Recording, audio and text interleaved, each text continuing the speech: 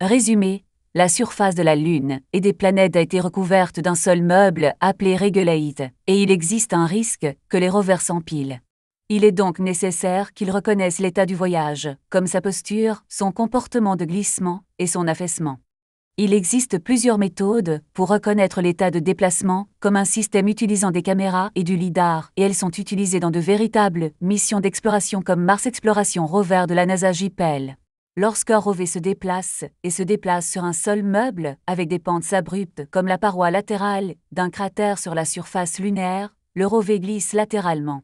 Cela signifie que son comportement fait glisser le rover vers la vallée.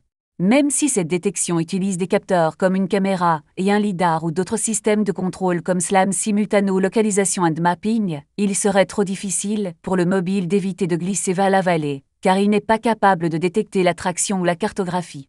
Résistance donnée par le sol par chaque roue du mobile, car la traction de chaque roue du mobile n'est pas claire. Cela signifie que le mouvement du rover est apparu en intégrant la traction de toutes les roues montées sur le rover. Même si la localisation par capteur est effectuée, l'emplacement serait l'emplacement après la descente. En effet, lors d'un déplacement sur un sol instable, la force motrice de chaque roue individuelle ne peut pas être prédite avec précision, et la somme de la force motrice de toutes les roues constitue le mouvement du mobile, qui est détecté après le changement de position. Par conséquent, si le rover obtient des informations sur la traction de chaque roue, sa manœuvre pour changer de posture fonctionnera plus tôt et il pourra se déplacer plus efficacement que dans un état sans ces informations. Parce que l'ordinateur de bord des rovers peut identifier leur emplacement et leur état à partir des informations de traction de chaque roue, ils peuvent décider du prochain travail avec soin et en détail. À partir de ces tâches, nous nous sommes concentrés sur la sensation intrinsèque d'une fonction biologique. Comme le corps humain, y avons cherché à développer un système qui reconnaît l'état de déplacement, conditions de glissement à partir de la déformation du châssis. Dans cette étude, nous avons vérifié expérimentalement la relation entre le changement de déformation, qui est la quantité de déformation agissant sur le châssis, et l'état de déplacement pendant que la roue roule. À partir des résultats expérimentaux, nous avons confirmé que la contrainte dans le châssis était déplacée de manière dynamique et que la contrainte changeait de manière oscillatoire pendant le déplacement de la roue. Depuis, sur la base de la fonction des fuseaux musculaires en tant que mécanorécepteurs, nous avons discuté de deux méthodes d'analyse des changements de contrainte, l'analyse des fibres de la chaîne nucléaire et l'analyse des fibres du sac nucléaire.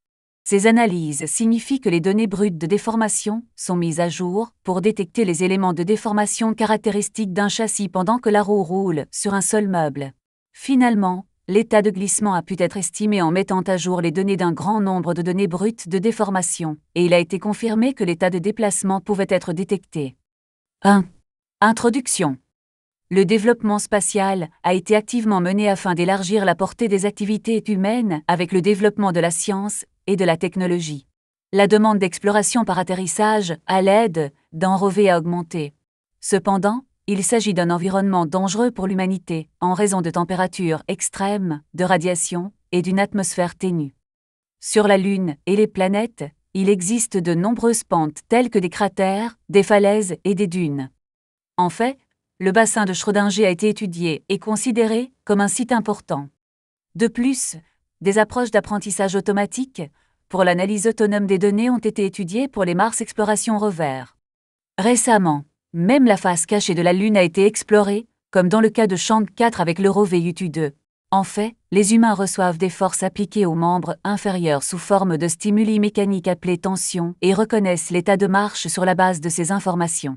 Par conséquent, nous nous sommes concentrés sur certains éléments des fonctions sensorielles intrinsèques et avons essayé de construire le système permettant de détecter l'état de déplacement, conditions de glissement sur cette base. Ce phénomène des muscles humains se produit également dans le châssis d'un rover. Lorsque le mobile se déplace, la force appliquée aux roues change en fonction du sol et de l'état de déplacement, conditions de glissement.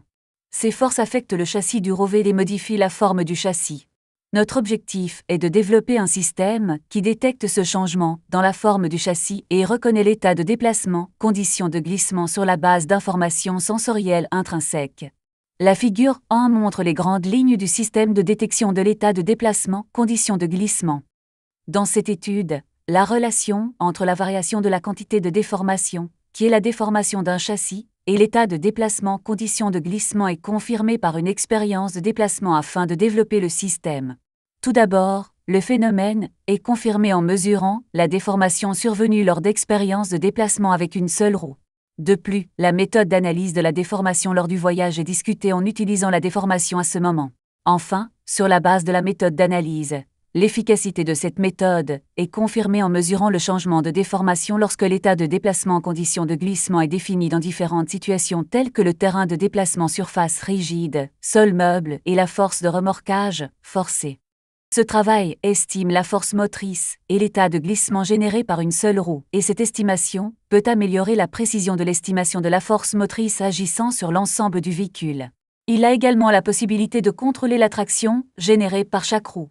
Si la traction et le glissement agissant sur une seule roue peuvent être estimés, il s'agit d'une méthode efficace qui peut grandement améliorer les performances de suivi de la planification de trajectoire. Par ailleurs, de nombreuses missions d'exploration de la Lune et de Mars sont prévues par diverses organisations. Dans cet article, nous discutons de la perspective d'utiliser les informations de déformation proposées ici obtenues à partir du châssis des rovers comme technique de télédétection. 2. Dépassement sur sol meuble et petite déformation du châssis. 2. 1. À propos de la roue du rover voyageant sur un sol meuble. Le mouvement d'un mobile est provoqué par la somme des forces produites par la rotation de chaque roue, comme décrit précédemment. L'ampleur du déplacement provoqué par ces forces, la somme des forces de chaque roue, est détectée et calculée par des systèmes de détection tels que SLAM, puis la trajectoire d'un rover est corrigée. Le modèle physique utilisant l'attitude d'un rover est adapté à la manœuvre d'un rover, et l'ordre ainsi que la rotation des roues à partir des informations calculées par ce modèle lui sont envoyés. Dans le cas de terrains accidentés comme la surface martienne ou la surface lunaire, le modèle d'interaction appelé modèle Terra-Méchani est utilisé. Ce modèle peut calculer la force motrice à partir du taux de glissement et de l'ampleur de l'enfoncement lors du déplacement du sol meuble, comme indiqué dans la figure 2. Le taux de glissement est défini comme le rapport entre le mouvement réel du mobile et le mouvement idéal calculé à partir de la quantité de rotation des roues. Ce modèle doit recevoir certains paramètres du sol pour calculer l'équation. Les paramètres sont le coefficient du sol, le taux de glissement, la quantité d'enfouissement des roues, etc. Il y a 2 problèmes pour obtenir une force motrice à temps et sur place. Tout d'abord, le mobile obtient la valeur du taux de glissement et l'ampleur de l'enfoncement sur des données en temps réel. Pour d'autres, le rover doit acquérir au préalable certains paramètres du sol. Le mobile ne peut pas obtenir de données précises sur ces problèmes car il est difficile d'obtenir ces données sur place et en temps réel. Même si le mobile peut prédire ces informations à l'avance, il est difficile de prédire la valeur de la force motrice de chaque roue, et il existe une erreur importante dans les données acquises et calculées. Il a besoin d'obtenir des informations telles que la force motrice de chaque roue pour prédire une valeur proche d'une donnée de précision. Si ces données sont fournies, le mobile peut être contrôlé par la traction produite par chaque roue et se déplacer ensuite avec précision le long de la trajectoire de planification. Comme mentionné ci-dessus, certains éléments sont nécessaires pour la prédiction de la force motrice à l'aide du modèle terramécanique, mais le modèle terramécanique montre simplement les éléments dynamiques, comme la contrainte de cisaillement et la contrainte normale, et il est efficace de considérer logiquement lorsqu'une roue se déplace sur un seul meuble, une roue est enfouie dans le sol. En d'autres termes, une roue est en contact avec le sol meuble jusqu'à une certaine zone de la surface de la roue. Pour représenter cela, il est efficace d'utiliser la contrainte normale et la contrainte de cisaillement. De plus, si la valeur du taux de glissement est acquise sur place, la force motrice de chaque roue peut être calculée à l'aide du modèle terramécanique. Dans cette étude, on obtient directement les données de force motrice en utilisant le capteur de force comme valeur vraie. Dans le modèle terramécanique, qui indiquait la relation entre une roue et un seul meuble, 2 éléments, la contrainte de cisaillement et la contrainte normale, sont très importants. L'équation de la force motrice fixe est exprimée en utilisant la contrainte normale, sigma, la contrainte de cisaillement taf, le rayon de roue R et la largeur de roue B. S représente le rapport de glissement. Θ est la valeur angle utilisée pour l'intégration par rapport à la région de contrainte.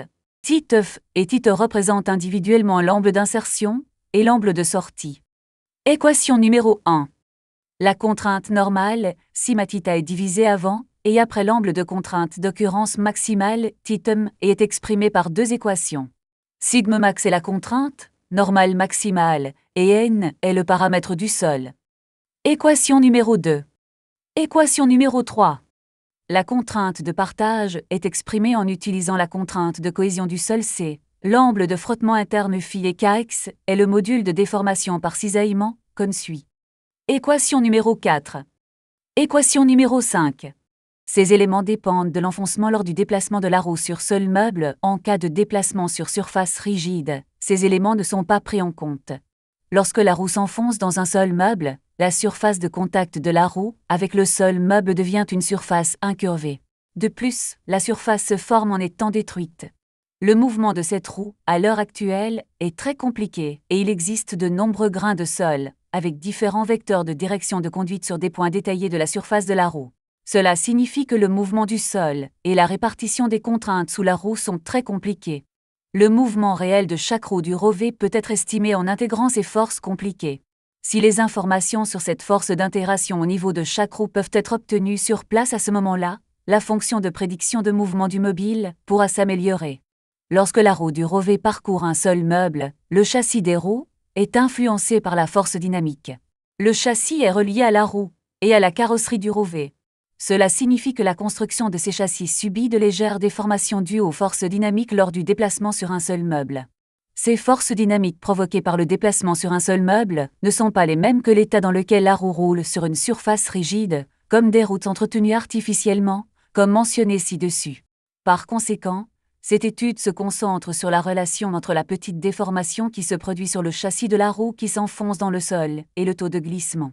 Ensuite, la méthode d'estimation du taux de glissement utilisant les données de ces petites déformations dans le châssis est proposée.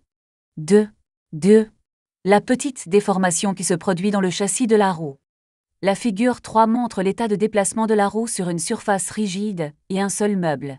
Dans le cas de l'état de déplacement sur une surface rigide figure 3A, la plage de contact entre la roue et cette surface est ancrée le long d'une ligne. Au début du déplacement, le frottement statique se transforme en frottement dynamique avec glissement, puis la roue commence à bouger. La roue bouge en premier avant le châssis et la carrosserie. Dans ce cas, un moment est généré dans le châssis relié à l'essieu de roue et le châssis dévie. Le châssis tente alors de récupérer la flèche. Ce processus est répété. Ce processus se poursuit pendant que la roue bouge et glisse sur le sol meuble. Cela signifie que le châssis se déforme en effectuant un infime mouvement oscillatoire.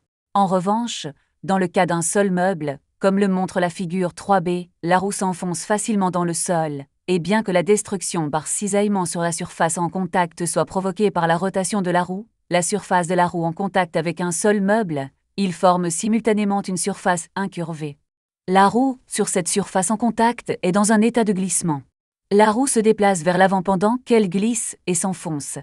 L'oscillation avec diverses microdéformations du châssis, avec une fréquence plus élevée que l'un des cas de déplacement sur une surface rigide apparaît par le mouvement dans ce cas en rotation sur une surface de contact courbe. Ensuite, la force motrice entre la roue et le sol meuble est à nouveau prise en compte. Dans l'équation 1 du modèle de force motrice de roue, pour un déplacement sur sol meuble, l'enfouissement de la roue est exprimé par Tf et θ. Il est cependant difficile de mesurer cet angle en temps réel en conduite réelle. Certaines études ont été menées pour mesurer cet angle. Le phénomène, qui se produit au moment de l'enfouissement, le sol sous la roue est cisaillé par le mouvement de rotation de la roue et la roue est facilement enterrée et résolue comme une intégrale dans l'équation 1, mais le mouvement avec glissement est très compliqué. La figure 4 montre le vecteur force motrice d'Ito en un certain point et sur la surface de contact. Elle est différente à tous les points de contact, et lorsque la direction avant est prise comme solution, l'équation 6 est obtenue.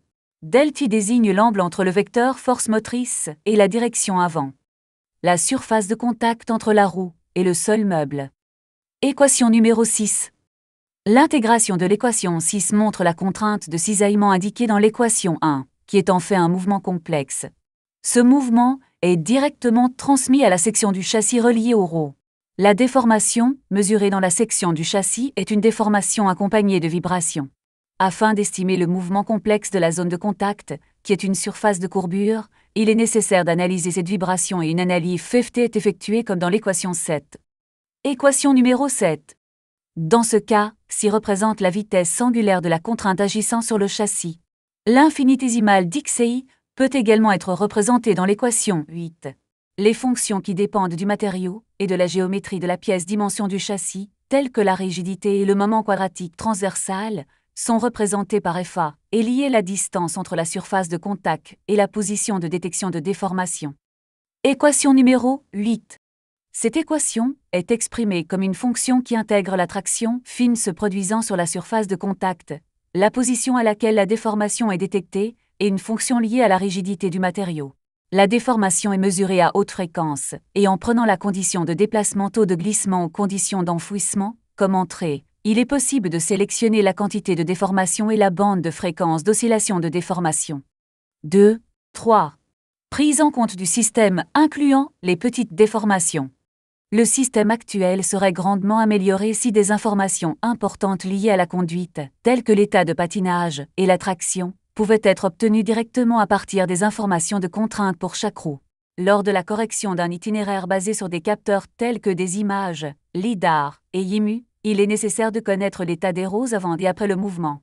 Puisque le système proposé peut obtenir des informations en temps réel sur les stimuli reçus par le corps du rover lorsque la roue tourne et entre en contact avec le sol, on suppose que la correction de trajectoire peut être effectuée plus rapidement en les incorporant dans le système actuel.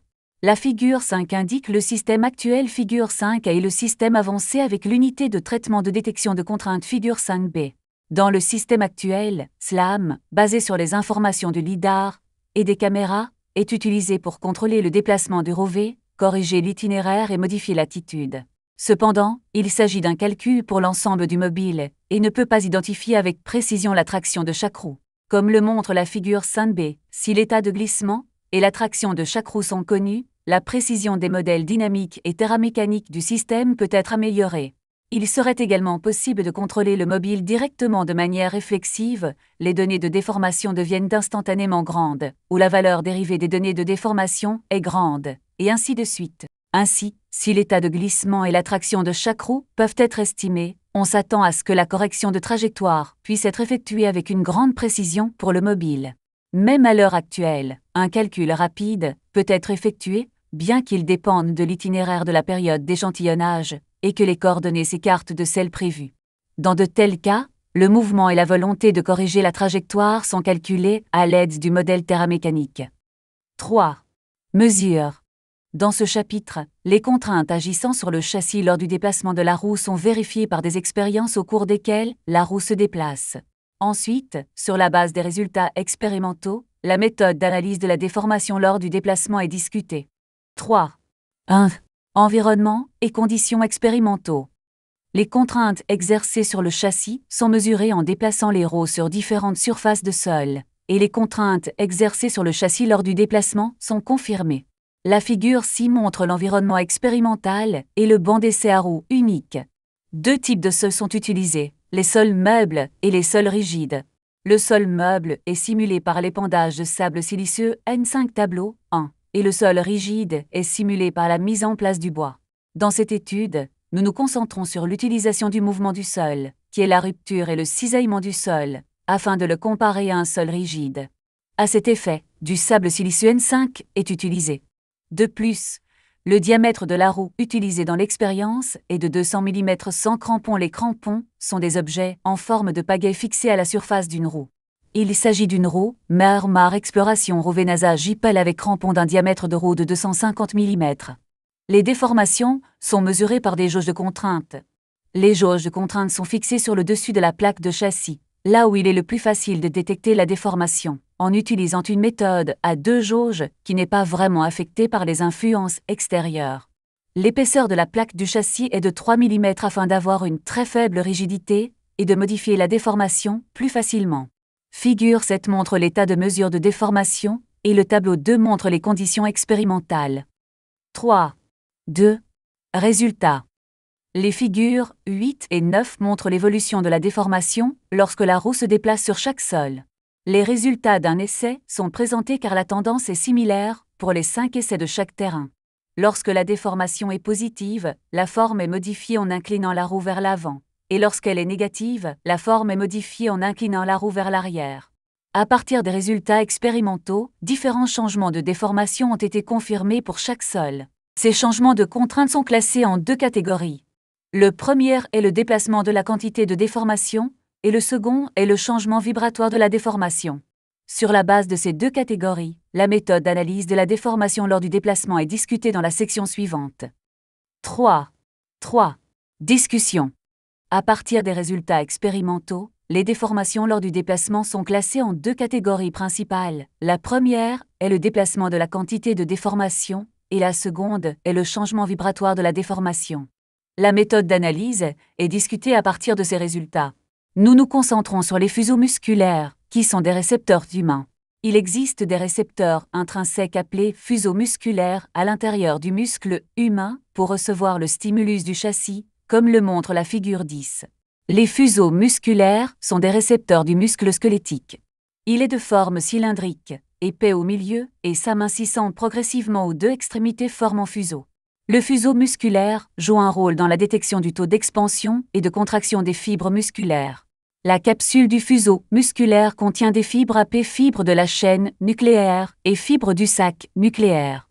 Les fibres du sac nucléaire sont bombées au centre et les fibres de la chaîne nucléaire sont en forme de bâtonnet.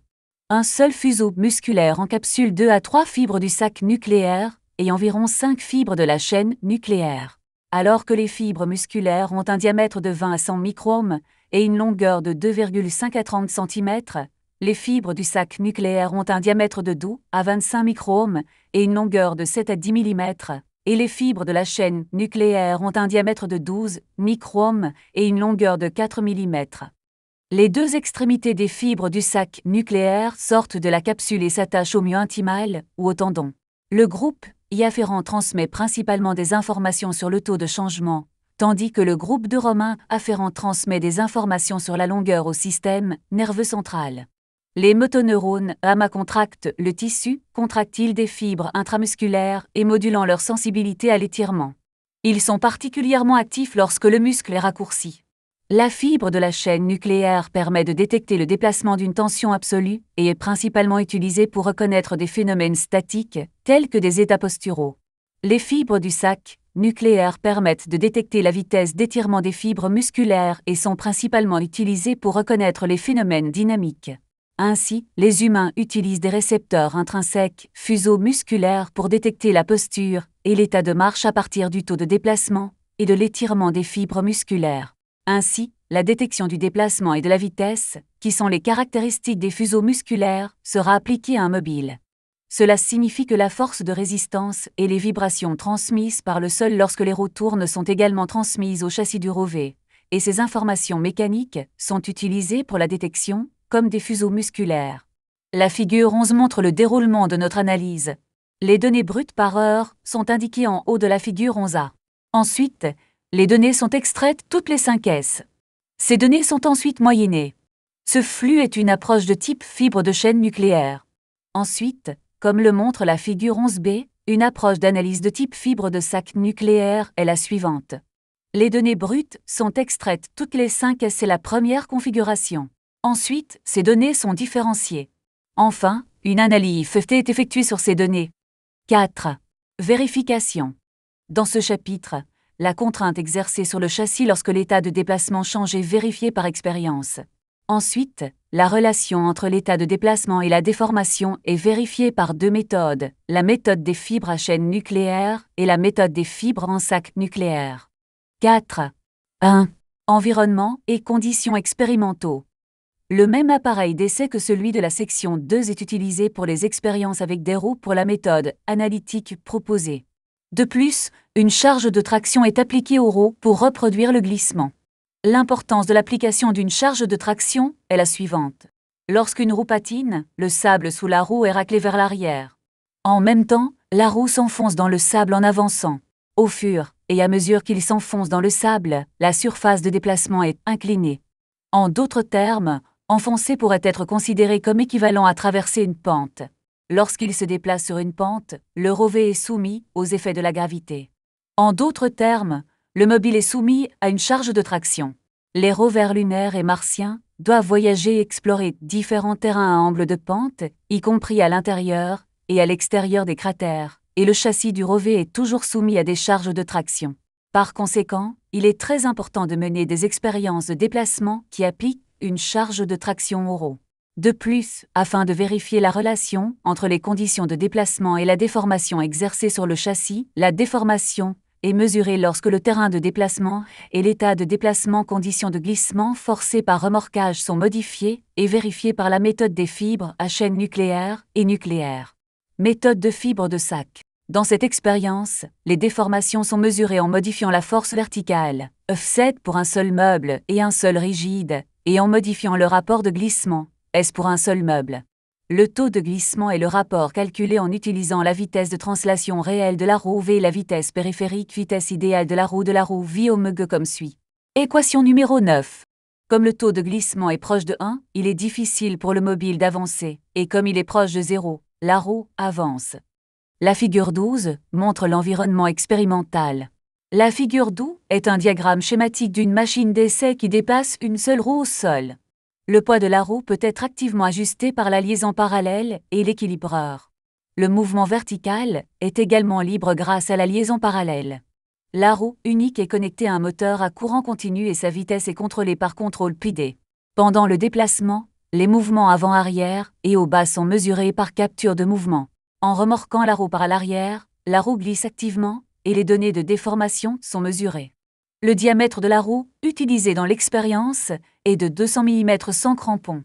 Il s'agit d'une roue Mars Exploration Rover NASA JPL avec crampon d'un diamètre de roue de 250 mm. La force de traînée verticale est modifiée en modifiant la charge de l'équilibreur de charge à 18N, 27N, 36N et 54N, et le rapport de glissement est modifié en modifiant la charge de traction à 0G, 100G, 200G et 300G. Le sol meuble est simulé par l'épandage de sable siliceux N5 et le sol rigide est simulé par la mise en place du bois. Un système de capture de mouvement est utilisé pour mesurer la vitesse de déplacement des roues. Le banc d'essai est le même que celui utilisé dans l'expérience de la section 3. Le tableau 3 montre les conditions expérimentales détaillées. 4. 2. Résultats expérimentaux. Méthode des fibres à chaîne nucléaire. Afin de vérifier, la figure 13 montre les résultats de l'analyse des fibres de la chaîne nucléaire pour chaque type de sol lorsque la force verticale est modifiée. Dans les sols meubles et les sols rigides, la valeur moyenne des déplacements de déformation change linéairement avec l'augmentation de la force verticale. La figure 14 montre les résultats de l'analyse des fibres de la chaîne nucléaire d'un seul meuble lorsque le taux de glissement est modifié. La déformation change de manière logarithmique avec l'augmentation du taux de glissement. La figure 15 montre un graphique de la force motrice traction de la barre de traction avec la modification du taux de glissement et un graphique de la déformation avec la modification de la force motrice traction de la barre de traction. La force motrice traction de la barre de traction augmente de manière logarithmique ainsi que la déformation, donc la valeur moyenne des déplacements de déformation change linéairement avec l'augmentation de la force motrice traction de la barre de traction. En conséquence, à partir de la relation selon laquelle la déformation augmente linéairement avec l'augmentation de la force verticale et de la force motrice traction de la barre de traction, il est possible de détecter le changement de la force appliquée à la roue pendant le déplacement en raison de la déformation. Par conséquent, il est possible de reconnaître l'état de déplacement en utilisant l'analyse des fibres de la chaîne nucléaire pour détecter le changement de la force appliquée à la roue pendant le déplacement. 4. 3. Résultats expérimentaux. Méthode des fibres en sac nucléaire. Les figures 16 et 17 montrent les résultats analyses FFT de l'évaluation des fibres du sac nucléaire pour chaque sol lorsque la force verticale a été modifiée. Les résultats d'un essai sont présentés car la tendance est similaire pour les 5 essais de chaque terrain. Même si la charge changeait, les sols meubles et les sols rigides réagissaient fortement dans la plage des basses fréquences comprises entre 0 et 10 Hz. Le sol meuble a également réagi fortement dans la gamme de fréquences les plus élevées, entre 20 et 50 Hz. La figure 18 montre les résultats de l'analyse des fibres du sac nucléaire lorsque le rapport de glissement a été modifié en modifiant la charge de traction dans un seul meuble. Comme dans le cas d'un changement de charge, une réponse a été observée dans la plage des basses fréquences entre 0 et 10 Hz, et cette réponse diminuait à mesure que le taux de glissement augmentait. À mesure que le taux de glissement augmentait, la réponse augmentait à une fréquence plus élevée entre 20 et 50 Hz. Par conséquent, différentes réponses ont été mesurées dans les plages de basse et haute fréquence en modifiant l'environnement et les conditions de voyage. Ce résultat est discuté. Le spectre dans la gamme des basses fréquences est discuté. Le spectre était plus large pour les sols rigides et les sols meubles, et le spectre diminuait avec l'augmentation du taux de glissement pour les sols meubles. Ce phénomène, dans la gamme des basses fréquences, est provoqué par les vibrations dues à la déformation élastique du châssis lors du déplacement. Le déplacement du châssis augmente avec la vitesse car la vitesse de déplacement est maintenue dans l'état où le rapport de glissement est faible. Cependant, à mesure que le taux de glissement augmente, la vitesse de déplacement diminue et le déplacement du châssis partant diminue. Par conséquent, à mesure que le taux de glissement augmente, la réponse diminue dans la plage des basses fréquences. 4. Estimation du taux de glissement à l'aide d'un traitement biologique, méthode des fibres de la chaîne nucléaire et méthode des fibres du sac nucléaire. La relation entre les données de déformation du châssis et le taux de glissement, donné arbitrairement, a été dérivée expérimentalement. Cela signifie qu'il n'est pas nécessaire de mesurer le déplacement du mobile sur place pour le calcul du taux de glissement. Si les informations calculées sur la déformation sont obtenues sur place, l'état de glissement du mobile peut être estimé pour chaque roue. À partir des données d'analyse, fournies par la méthode des fibres en chaîne nucléaire et la méthode des fibres en sac nucléaire, nous proposons l'estimation du taux de glissement. La méthode d'estimation est définie pour chaque niveau de taux de glissement comme suit. Le rapport de glissement représente S. L'estimation, par la méthode des fibres à chaîne nucléaire, utilisation de valeurs moyennes des données de déformation. 0,0 et 0,4. L'estimation avec une grande précision est possible. Le taux de glissement est obtenu à partir de la corrélation, comme le montre la figure 14. S0,4 U200 Bu200B. L'estimation avec une faible précision est possible. Lorsque le rapport de glissement dépasse 0,4, les données de déformation ne correspondent pas à la corrélation. L'estimation à l'aide de la méthode des fibres nucléaires en sac, utilisation des données d'analyse FFT des vibrations de déformation. Détermination de l'état de la route pendant la conduite. L'état de la route surface rigide ou sol meuble peut être jugé en confirmant l'existence d'un spectre de puissance inférieure à 200 dB extrait par FFT dans la plage de fréquence de 10 à 50 Hz, comme le montrent les figures 10 et 18. SU003 des 0,1. Le rapport de glissement 0,1 peut être jugé en confirmant l'existence d'un spectre de puissance inférieure à 200 dB extrait par FFT dans la plage de fréquence de 10 à 50 Hz, comme le montre la figure 18. SU003 des 0,4. Le rapport de glissement 0,4 peut être jugé en confirmant l'existence d'un spectre de puissance inférieure à 500 dB sur 200 dB extrait par FFT dans la plage de fréquence de 10 à 50 Hz, comme le montre la figure 18. SU003 des 0,66. Le rapport de glissement de 0,66 peut être jugé en confirmant l'existence d'un spectre de puissance supérieure à 2000 dB extrait par FFT dans la plage de fréquence de 20 à 40 Hz, comme le montre la figure 18.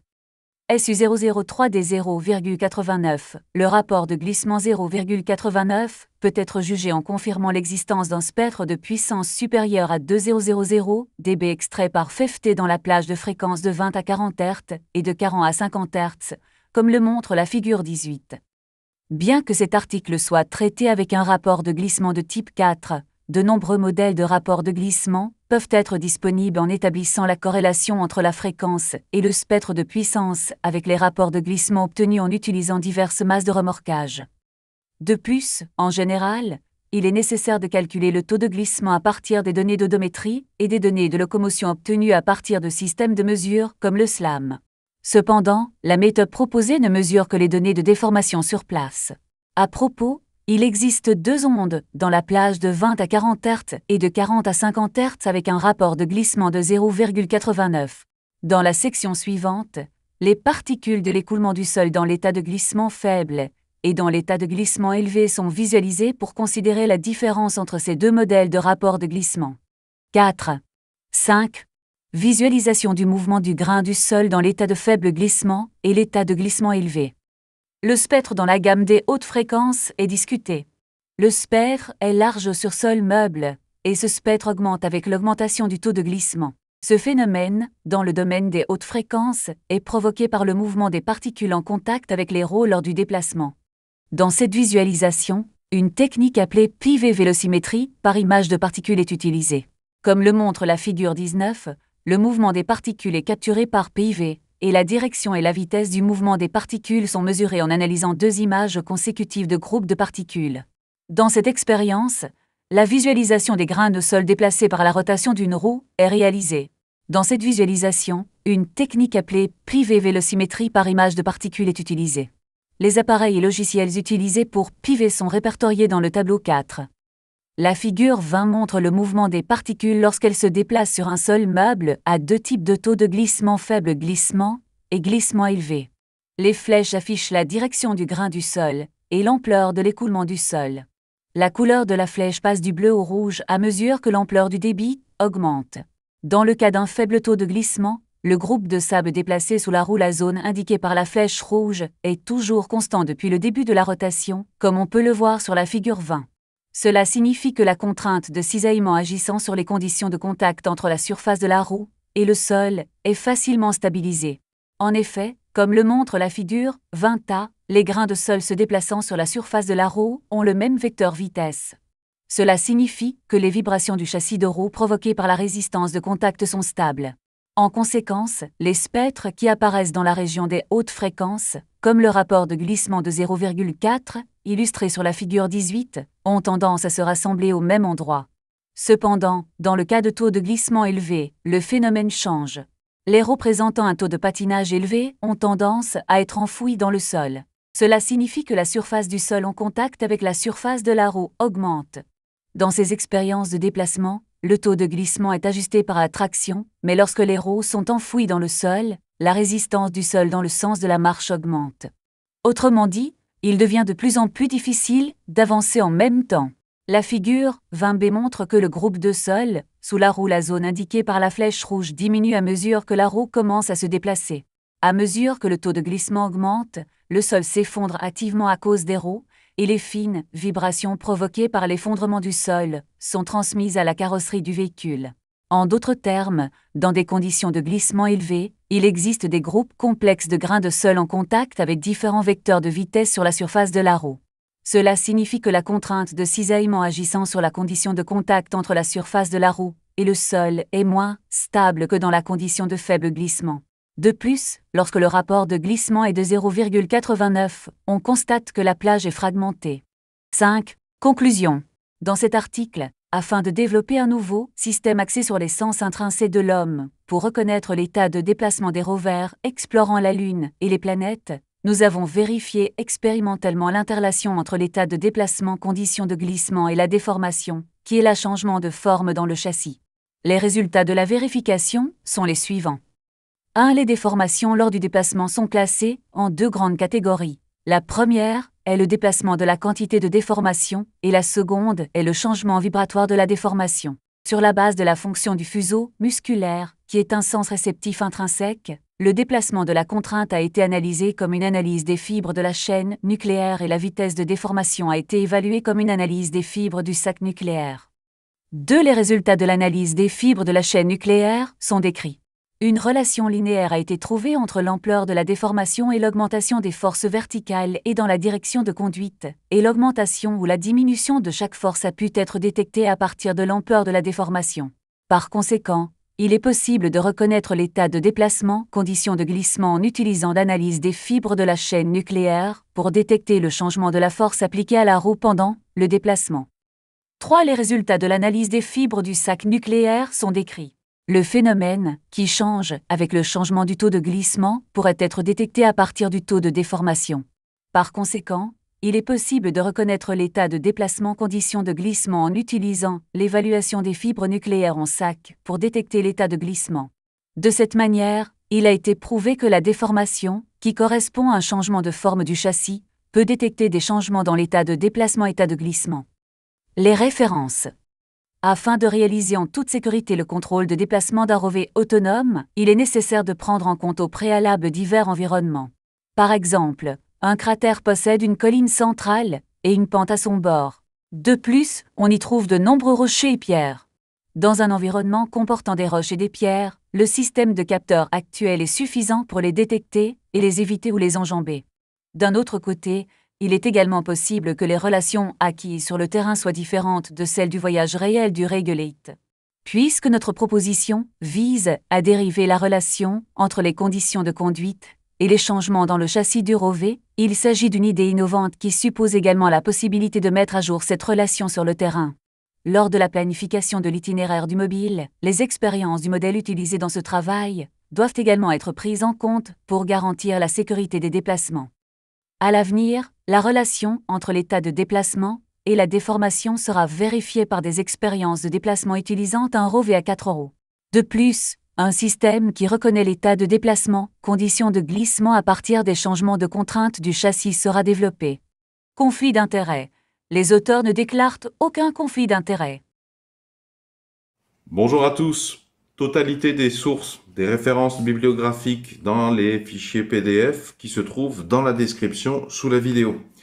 Si vous cherchez mon adresse électronique, vous pouvez y accéder. Elle est dans la section à propos de la présente chaîne YouTube, mais uniquement accessible depuis un ordinateur, pas de smartphone. Si vous souhaitez encourager la diffusion de la connaissance avec un grand C, des connaissances qui peuvent sauver des vies accessoirement, est-ce que vous pouvez mettre un pouce vers le haut, s'il vous plaît? C'est très important. Merci.